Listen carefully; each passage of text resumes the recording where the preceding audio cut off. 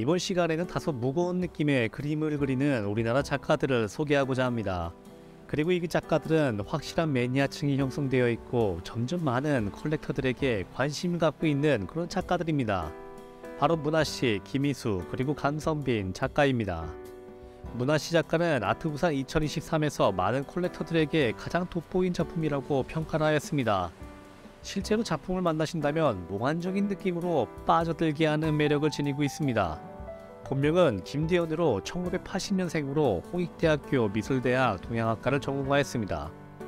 문아라는 이름은 작가가 90년대 후반 PC통신 시절부터 온라인에서 쓰던 이름이었다고 하는데요.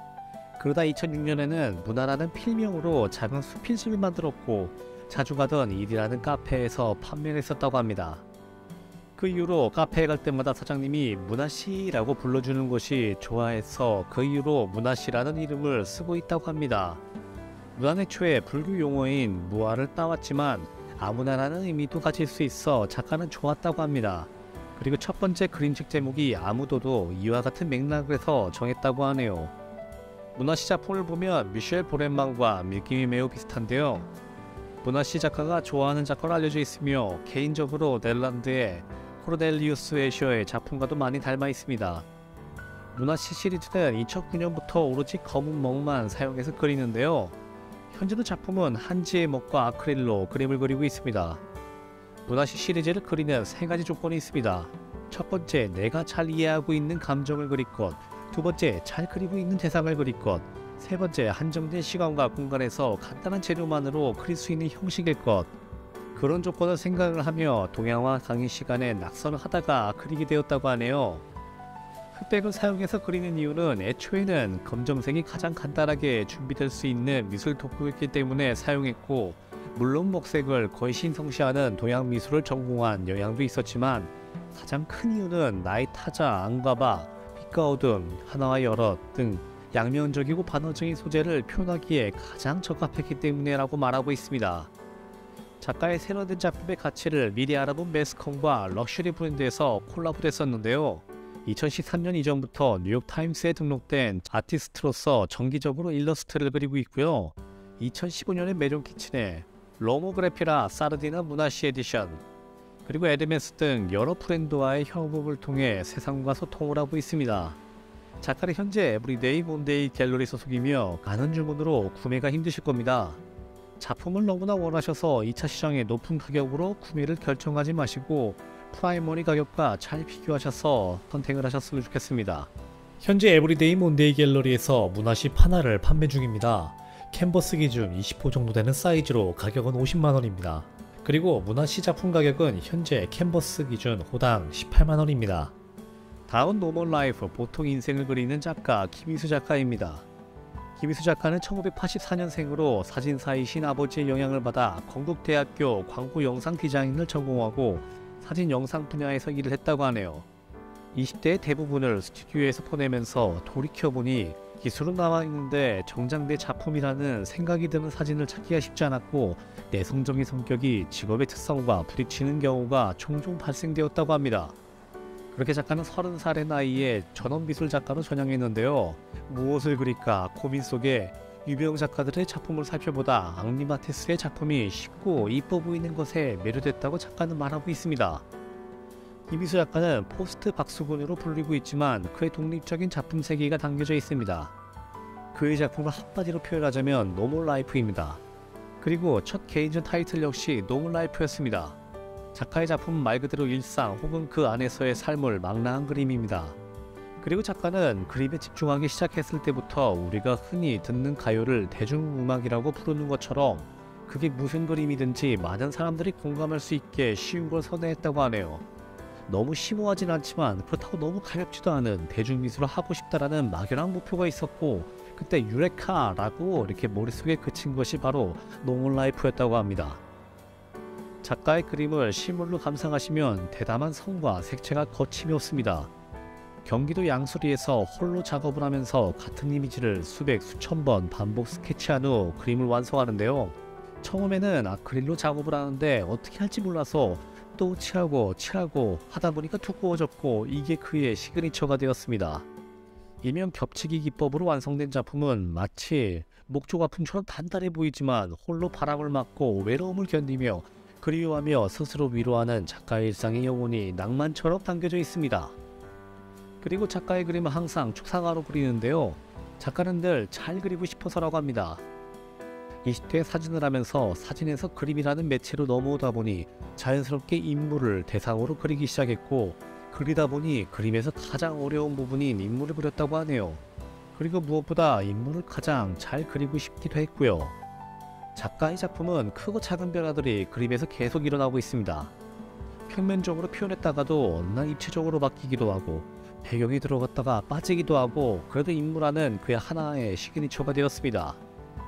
김희수 작가의 인기는 대단합니다. RM이 2019년 전시 때부터 관심을 갖고 좋아하는 작가로 알려져 있고요. 아트부산 2022에서 갤러리 애프터눈 전시 당시 2시간여 만에 드로잉 100점, 캔버스 21점 등 121점의 완판. 최근 미술시장이 많이 죽었다고 하지만 2023년 에브리데이 몬데이 전속작가가 되면서 올해 3월에 한 그의 개인전은 페인팅 작품 모두 솔드아웃 되었다고 합니다. 그래도 김희수 작가의 작품 구매는 충분히 열려져 있습니다. 두껍게 덧칠된 캔버스 작품 구매를 추천드리며, 작품 가격은 캔버스 기준 몇 년째 호당 30만원을 유지하고 있습니다. 작품 구입 문의는 에브리데이 몬데이로 연락하시면 되겠습니다. 그리고 오랜만에 옥션 가격 분석을 해보자면, 김희수 작가 캔버스 작품 기준 2021년 하반기에 호당 가격이 60만원이 넘었다면 서서히 낮아지면서 현재는 프라이머리 가격과 비슷한 30만원대를 보이고 있습니다. 2022년 하반기 이후에 캔버스 호당별 낙찰 가격은 다음과 같습니다. 김희수 작가의 페이퍼 드로잉 작업도 많이 하는데요. 현재 70만원 수준을 보이고 있네요. 마지막으로 엘사 아빠가 좋아하는 감성빈 작가입니다. 감성빈 작가는 1983년생으로 중국 중앙미술학원 조속과와 부산대학교 미술대학원 조속과를 졸업하였습니다. 중국 북경 중앙미술학원을 다니는 동안 한창 주목받는 젊은 작가로 떠오르는 중 가까운 가족의 부고에 한국으로 귀국을 하며 작업의 전환점을 맞이하게 됩니다. 세상을 떠난 형 대신 가업인 묵장이를 돕는 그는 틈틈이 묵장 옆 공간에서 작업을 하면서 자신의 아픔을 풀어냈고, 작가의 작품 주제가 슬픔이 된 이유기도 합니다. 조각과 회화 작업을 병행하는 감성빈 작가는 작가의 개인적인 경험에서 비롯된 슬픔과 우울의 감정을 바탕으로 작업을 풀어내며 많은 관람객에게 공감과 위로의 순간을 선사하고 있습니다. 고향인 창원에서 작업을 했던 작가의 초기 작업은 슬픔을 넘어 처절해 보이는 인물상을 주로 이루었는데, 초창기 작업은 작가 본인에게 직면한 고통과 슬픔을 잊게 하기 위한 시간의 누적이었을 것입니다. 슬픔으로 가득 찬 작가의 손끝에서 완성된 인물 조각들은 오롯이 작가의 자아가 투영된 슬픔의 심연에 빠진 사람들이었습니다. 평면 회화 작업 역시 기존 조각들을 풀어내던 이야기의 연장선이었는데요. 캔버스를 감싸고 있는 액자 역시 또한 하나의 부조작품으로 평평한 나무 액자 위엔 인물의 형상이 입체적으로 조각이 되어 있습니다. 캔버스 위에 놓인 인물들은 표정만으로 슬픔과 비극의 순간을 드러내기도 하고, 바닥에 앉아 고개를 떨구고 두 손으로 얼굴에 감싼 인물의 동작을 통한 그러한 감정들을 표현하기도 합니다. 삶의 무게를 고스란히 짊어진 인물의 실루엣은 인생의 바닥에 주저앉아 어쩔 수 없이 살아야 하는 인간의 운명과 고통을 처절하게 담아내고 있으며, 동시에 인간 내면 깊숙한 곳에 자리한 슬픔의 감정을 자연스럽게 끌어내고 있습니다. 이후에 시간이 지나고 가족의 상실 직후 외롭고 불안한 마음을 작업이라는 과정을 통해 진정시키던 때 따뜻함을 드러낼 진료로서 회화 같은 조각이 눈에 들어왔다는 작가는 하얀 조각에 색을 입히는 것이 꼭 맨살에 옷을 입히는 것 같아 따뜻함이 느껴졌다고 합니다. 단순하게 색을 올린 수준에서는 작가가 스스로 원하고 바라는 조형의 이미지가 아니었기 때문에 그토록 회화와 색채에 몰두하는 시간이 필요했을 겁니다. 조각은 대부분 치과에서 들어온 레진으로 만들어진 것입니다. 먼저 흙으로 형태를 빚은 뒤 석고로 거푸집을 만들고 그 안에 다시 석고를 부어 형태를 띱니다. 그리고 그 위에 실리콘 거푸집을 만든 뒤 레진을 부어 형상을 만들어냅니다. 주로 반질하게 완성하기 위해 코팅 작업을 거치는 것과 달리 감성민 작가의 작품은 물감으로 붓질을 살려 색을 칠한 뒤 마감을 따로 하지 않아 인간적이고 빛나지 않아 포근하고 부드럽기까지 합니다. 감성민 작품은 멀리서도 이것은 감성빈의 작품인지 알 수 있을 만큼 작품의 아이덴티티가 확실합니다. 개인 전시나 아트페어에 출품된 작품들은 대부분 솔드아웃이며 이번 아트부산 2023 역시 모든 작품에 빨간 딱지가 붙어져 있습니다. 작가의 프라이머리 가격은 다음과 같습니다. 그리고 옥션 데이터로 분석해보면 2022년 하반기에 작품 가격 피크를 찍었다면 현재는 50만원 수준을 보이고 있는데요. 2022년 하반기에는 대부분의 작가들의 가격이 하향되는 추세인데 감성민 작가의 작품은 도리어 높았다는 것은 그만큼 작가를 사랑하는 매니아층이 줄었다는 것을 알 수 있습니다. 작품 구입 문의는 아트 소양으로 연락하시면 되겠습니다.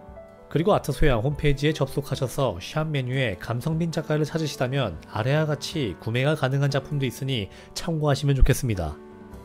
그럼 다음 시간에 또 뵙겠습니다. 바이바이.